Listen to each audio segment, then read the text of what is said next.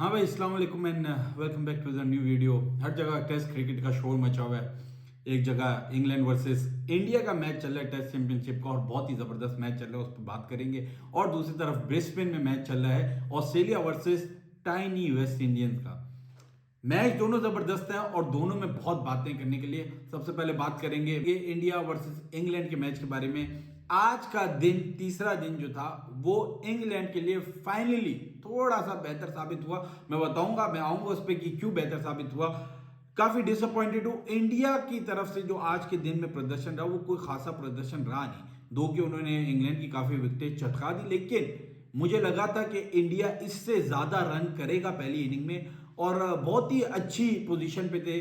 Jadeja set थे, अक्षर Patel set थे। मुझे समझ में नहीं आया कि जडेजा और अक्षर पटेल जिस पेस से खेल लेते वो इस पेस से क्यों खेल लेते, क्योंकि हमने देखा कि ग्रेजुअली टेस्ट मैच में ऐसा हो रहा है कि पहले दिन की विकेट से हमें लगा था कि बुरी होगी दूसरे दिन की विकेट, लेकिन दूसरे दिन की विकेट उससे बेहतर थी, और आज तीसरे दिन की विकेट उससे भी ज्यादा बेहतर थी।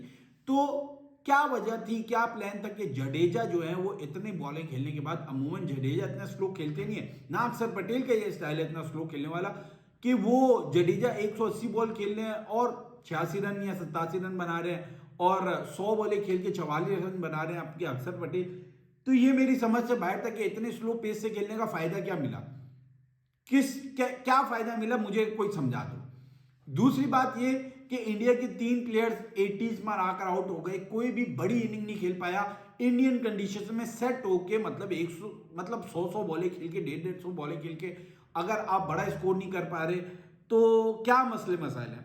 तीसरी बात, मैं इंग्लैंड पे आना चाहूंगा कि इंग्लैंड के पास एक ऑफ स्पिनर जेन्युइन जो है वो मिसिंग है। मतलब आप सोचेंगे झूर रूट जैसा बॉलर जब 4 विकेट ले रहा है, तो एक अच्छा ऑफ स्पिनर होता, जेन्युइन ऑफ स्पिनर होता, पार्ट टाइम ना होता। तो जिन प्लेयर ने रन किए हैं, जैसे कि जायसवाल ने रन किया उसको रूट ने आउट करा है, जडेजा ने रन किए हैं उसको रूट ने आउट करा है, तो अगर ये शुरू में ही इनको ऑफ स्पिनर अच्छा अश्विन जैसा खा जाता तो इंडिया पे बड़े मसले मसाइल हो जाते। इंडिया की ओवरऑल परफॉर्मेंस से मैं कोई ज्यादा खुश नहीं हूं, क्योंकि जिस तरह का इंग्लैंड का कॉन्फिडेंस था, जिस तरह की इंग्लैंड की परफॉर्मेंस रही है इंडियन कंडीशन में, और जिस तरह इंग्लैंड की टीम है, इंडिया को तो खा जाना चाहिए था। इस टीम को, इंडिया को तो एक इनिंग से हरा देना चाहिए था, और ऐसा तगड़ा हराना चाहिए था कि इनकी बोलती बंद हो जाए। इंग्लैंड तो हारा हुआ है ना। इंग्लैंड तो सीरीज शुरू होने से पहले ये बता रहा है, ये बातें कर रहा है कि भाई उधर की कंडीशन जो होती है वो इंडिया को ही सूट करती है, इंडियन प्लेयर्स को ही सूट करती है, वो पिचेस ऐसी बनाते हैं, वही आरआर जो उनके चल रहे हैं, जैसे नासिर हुसैन सीरीज से पहले से ही आरआर कर रहे हैं। तो इंग्लैंड तो हारा ही आया था। मैं चाहता था कि उनको गाड़ दे, मुझे पसंद है ही नहीं, इंग्लैंड की टीम बिल्कुल पसंद नहीं है। वो वाइट टीम है, हर कंडीशन इंग्लैंड से बाहर निकल के हर कंडीशन में इनके आरआर होते हैं, हर वक्त ये रोते रहते हैं। अभी देखे ना, इस बात का भी रोना है कि भाई हर टेस्ट चैंपियनशिप का फाइनल जो हो वो इंग्लैंड में हो। क्यों हो इंग्लैंड में? इंग्लैंड जीतेगा टेस्ट चैंपियनशिप, किस वजह से हो इंग्लैंड में? कि तुम्हारी टीम कभी काश शायद पहुंचेगी फाइनल में और तुम्हें उस चीज का एडवांटेज हो। क्या हमारी व्यूअरशिप बड़ी जबरदस्त आए, हमारा नेशनल स्पोर्ट है ये क्रिकेट, और हम इसकी वजह से जाने जाए, क्रिकेट जानी जाए तो इंग्लैंड की वजह से जानी जाए। क्यों ना हो भाई इंडिया में, क्यों ना हो ऑस्ट्रेलिया में, क्यों ना हो न्यूजीलैंड में, इंग्लैंड में क्यों हो? और जब तुम अपनी कंडीशंस के शेयर हो तो फिर मत मानो ना अपनी टीम को बाप टीम। खैर, हारे हुए दिलों से ये इंडिया खेलने आ गए, लेकिन आज हारे हुए दिलों में एक दलेर बंदा दिखा, और उस बंदे का नाम था ओलीपू। ओलीपू 169 पे अकेला खड़ा हुआ है, दूसरे एंड से विकेट गिरे पे गिरे जा रही है, लेकिन वो लड़का जिस कॉन्फिडेंस में इंडिया में खेल रहा है, इंडियन बैटर्स में किसी ने इस कॉन्फिडेंस से इंडिया में नहीं खेला। इस टेस्ट मैच की बात करूं तो यार, मतलब इतनी रिवर्स स्वीप, इतने मजे से खेलना। 169 इस बॉलिंग लाइनअप के खिलाफ और ऐसी विकेट पे आज तारीफ बनती है। मतलब इंग्लैंड को जितनी गालियां मैं दूं वो कम है, लेकिन ओली पोप ने ये जो इनिंग खेल दी है ये काबिले तारीफ है। अब आपको सवाल पूछने चाहिए कि बॉलिंग क्या कर रही है, ओली पोप इतना लंबा कैसे खड़ा हो गया? फिर आपको ये सवाल करना चाहिए कि कैप्टनशिप में भी आपको कुछ लेग्स तो दिख ही रहे हैं, कहीं इधर उधर आपको रोहित शर्मा नजर आ ही रहे।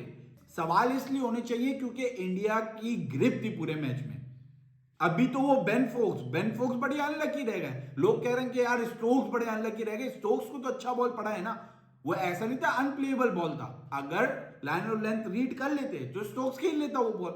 फोक्स अनफॉर्चुनेट रहा है क्योंकि उसको तो तकरीबन 2 टप्पे वाली बॉल मिली है, उसका तो बिल्कुल बॉल बैठ ही गया।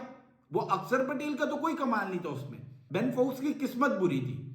और दूसरी बात ये कि ये बेयर स्टो जो है, जिसको सबने इतना बाप बनाया हुआ, इतना अब ये इंग्लैंड के अलावा चलता का है। एशिया में आके जो इसके पद्दू निकलते हैं, कितनी गलत प्लानिंग थी कि इसको सिर्फ नाम की बेसिस पे आप उठा के लेकर आ गए। एशिया में वो कब चला है मुझे ये बता दो। इंग्लैंड में भी वो कोई बहुत खासा नहीं चल गया, जितने उसने मैच खेले में उतना उसके स्टैट्स बताते नहीं कि वो कितना इंपैक्टफुल प्लेयर है। एशियन पिचेस पे बेयर स्टोक की 0 परफॉर्मेंस है, वर्ल्ड कप में उसकी 0 परफॉर्मेंस थी, इससे पहले टूर्स में उसकी 0 परफॉर्मेंस थी, अभी भी उसकी 0 ही परफॉर्मेंस है। तो सिर्फ नाम पे खेल रहा है, प्लानिंग तो कहीं पे भी नजर नहीं आ रही। अगर ओली पूप के साथ ये 3 बड़े नाम जो हैं, जो फन्ने खान बन के अपने कंधों पे जो बच्चे उठा के लेकर आए हैं, ये रन करते तो आज इंडिया के गले में आए होते, इंडिया को मैच मुश्किल पड़ गया होता ये। लेकिन ना जो रूट के रन है, ना ये बेन स्टोक्स के रन है, और बेन स्टोक्स से भी नहीं आए। बेन स्टोक्स को मैच का बहुत जबरदस्त बॉल पड़ा है, बहुत अच्छा बॉल पड़ा है, परफेक्ट लाइन लेंथ पे परफेक्ट स्पिन हुआ, बड़ा जबरदस्त बॉल था। लेकिन अश्विन ने की है इस तरह की पहली भी बॉल। अगर बेन स्टोक्स अच्छे से रीड कर लेता उस डिलीवरी को तो खेल सकता था, मेरा ये मानना है। तो इसमें ये नहीं कह सकते कि बेन स्टोक्स अनलकी रहा, इसमें ये कह सकते हैं आप कि अश्विन ने बहुत जबरदस्त रीड करके उसको बड़ा जबरदस्त बॉल करवाया। इंडिया को इतने रन पे आउट करने के बाद इंग्लैंड को चाहिए था कि बैटिंग में जान लगा दे, ताबड़तोड़ जान लगा दे, छोड़ दे रोने रोने छोड़ दे, ये दिमाग से निकाल दे कि भाई पिच इस तरह की बनेगी। पिच तो अच्छी होती जा रही है, जिस तरह लोगों ने सोचा था उस तरह पिच तो रिएक्ट कर ही नहीं रही। मैं ये अब चाह रहा हूं, ये हिम्मत जो दिखाई है ओली पूप ने, इसको दिखाने के बाद अब मैं ये चाह रहा हूं कि मैच जो है वो तगड़ा हो, ना हारे इंग्लैंड एक इनिंग से, मैच तगड़ा हो, इंडिया को भी थोड़ा हार्ड टाइम मिले, इंडिया भी थोड़ा जो है वो जान लगाए। दूसरी तरफ मैं ब्रिस्बेन टेस्ट की जरूर बात करना चाहूंगा। बहुत अच्छा कमबैक किया वेस्ट इंडीज की यंग टीम ने ऑस्ट्रेलिया के खिलाफ सेकंड टेस्ट मैच में। आपने देखा ये पहले इनिंग में ऑस्ट्रेलिया ने उनको जल्दी आउट करा तो उन्होंने भी ऑस्ट्रेलिया को पकड़ लिया, उन्होंने भी ऑस्ट्रेलिया को बिल्कुल पकड़ लिया था। वो तो चलो पैट कम थोड़ा लंबा रुक गए लेकिन पकड़ लिया था। अब ऑस्ट्रेलिया ने उनको जल्दी आउट करा तो इन्होंने भी 60 पे 2 आउट किए हैं। और हो सकता है कि ये यंग टीम कल मैच जो है वो बदल दे, बिल्कुल ऑस्ट्रेलिया के हाथ से छीन ले मैच। टफ टाइम तो देगी। और ये जो मैचेस अच्छे चल रहे हैं ऑस्ट्रेलिया में, इंडिया में मैचेस जो चल रहे हैं और जिस तरह अच्छी परफॉर्मेंसेस निकल कर आ रही हैं, उस चीज से मुझे गुस्सा पाकिस्तान क्रिकेट टीम पे दोबारा आता है। क्या हम किस तरह की टेस्ट क्रिकेट खेल लेते, हम किस माइंडसेट से गए हुए थे, दुनिया किस माइंडसेट से खेल लिया, छोटी छोटी टीमें आगे बड़ी बड़ी टीमों के खिलाफ किस तरह खेलनी है, हमारा क्या अप्रोच था टेस्ट क्रिकेट खेलने का। हम चारों खान चित होकर वहां पर आए थे। सिर्फ एक बंदा अगर आपके टेस्ट मैच में परफॉर्म करता हुआ दिखा है वो आमिर जमाल दिखा, उसके अलावा तो कोई था ही नहीं, कोई दूर दूर तक कहीं पे भी नहीं था। तो ये देख के मुझे बड़ा अफसोस है। क्रिकेट के लिए बड़ा अच्छा लगता है जिस तरह दूसरी टीम, लेकिन as a Pakistan cricket fan अगर मैं सोचूं ना तो बड़े दुख की बात है।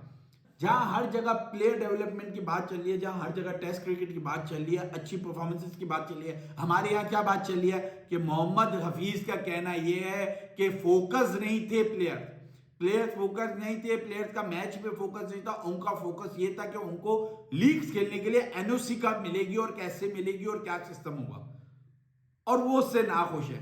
तो ये नाकामियों के बाद ही ऐसी क्यों एक्सक्यूजेज आती है? पहला तो मेरा ये सवाल है कि अगर मोहम्मद हफीज ने ये कह भी दिया, पहले तो मुझे नहीं पता कि ये सही न्यूज है कि नहीं है, लेकिन अगर उन्होंने ये कह भी दिया है तो ये नाकामियों के बाद ही क्यों कहना हुआ उनका सीरीज के बीच में क्यों नहीं कहना था कि भाई प्लेयर इस तरह की हरकतें कर रहे हैं। सेम ओल्ड शिट के सारा मलबा एक दूसरे को उठा के कीचड़ उछालना शुरू कर दो। प्लेयर डेवलपमेंट इसमें कहां गई, टीम डेवलपमेंट इसमें कहां गई? दूसरा, मैं प्लेयर से मुताबिक बात करूं तो आप एनओसी लेने की बात करते हैं, अगर एनओसी की सोच रहे थे तो इन थर्ड क्लास लीग के लिए आपको एनओसी चाहिए थी। बांग्ला प्रीमियर लीग को कौन देख रहा है? और क्या उसमें तुमने बहुत जबरदस्त परफॉर्मेंसेस करनी है जो तुम उस एनओसी के लिए मर रहे थे? पिछली दफा तो इनके अब्बा ने आके इनको बचा लिया कि भाई वो श्रीलंका में इसलिए खेल रहे हैं क्योंकि श्रीलंका में एशिया कप है और उन्होंने एशिया कप की तैयारी करनी है, इसलिए वो वहां पे खेल रहे हैं। अब तो वेस्ट इंडीज में, तो अब बांग्लादेश प्रीमियम लीग खेलने का क्या फायदा? अब थर्ड क्लास लीग है उसमें तुमने अपने सारे प्लेयर भेजे हुए कि वहां ये रन बॉल कर आ जाए, अपने स्टैट्स लाके हमारे मुंह पे छाप देंगे भाई हम T20 के बड़े जबरदस्त प्लेयर है। और इन लीगों के लिए ये रो रहे थे, मर रहे थे कि भाई हमें एनओसी मिल जाए, या हम दुबई जाके खेल लेंगे या हम बांग्लादेश जाके खेल लेंगे। तो आप इस चीज का हिसाब लगाएं कि लास्ट के 3 सालों में जो टीमें उभर कर आई हैं हर फॉर्मेट में, उनकी प्रायोरिटीज क्या रही हैं। न्यूजीलैंड के करंट प्लेयर जो हैं वो कहाँ हैं बांग्लादेश प्रीमियर लीग में, जरा मुझे बताएं। ऑस्ट्रेलिया के जो करंट प्लेयर हैं वो कहाँ हैं बांग्लादेश प्रीमियर लीग में, मुझे बताएं। इंडिया तो चला अपने प्लेयर्स बेचता ही नहीं है ना। साउथ अफ्रीका के करंट टॉप प्लेयर्स हैं वो कहाँ हैं बांग्लादेश प्रीमियर लीग में, हमें बताएं। तो अगर आपके प्लेयर सोच ही नहीं रहे मुल्क के बारे में, सोच ही नहीं रहे अपने आप को डेवलप करने के बारे में, अपने आप को सही करने के बारे में, स्किल्स लाने के बारे में, टीम कॉम्बिनेशन अच्छा बनाने के बारे में, तो फिर आप इन प्लेयर्स को किस बुनियाद पर सपोर्ट कर रहे हैं, मुझे ये बता दें। बहुत अफसोस की बात है यार, बहुत ही अफसोस की बात है। खैर, पाकिस्तान को साइड पे रखते हुए कल का मैच, कल का दिन जो है वो बड़ा एक्साइटिंग होने वाला है। अगर ओली पोप टिके रहे, अगर रेहान अहमद ने उनका साथ दिया, तो मैं चाहता हूं कि थोड़ा तो ऐसा डराए ना इंडिया को इंग्लैंड। ओली पोप की मेहनत ऐसे जाया ना जाए, थोड़ा तो डरा के जाए ताकि मजा तो आए। और वेस्ट इंडीज पकड़ ले अगर ऑस्ट्रेलिया को, तो क्रिकेट की हिस्ट्री में एक नया दिन लिख दिया जाएगा कि कौन सी टीम आके ऑस्ट्रेलिया के अंदर फंस के चली गई। आज की वीडियो के लिए इतना ही, मिलते हैं नेक्स्ट वीडियो में। ख्याल रखें अपना, चैनल को लाइक कर दें, सब्सक्राइब कर दें।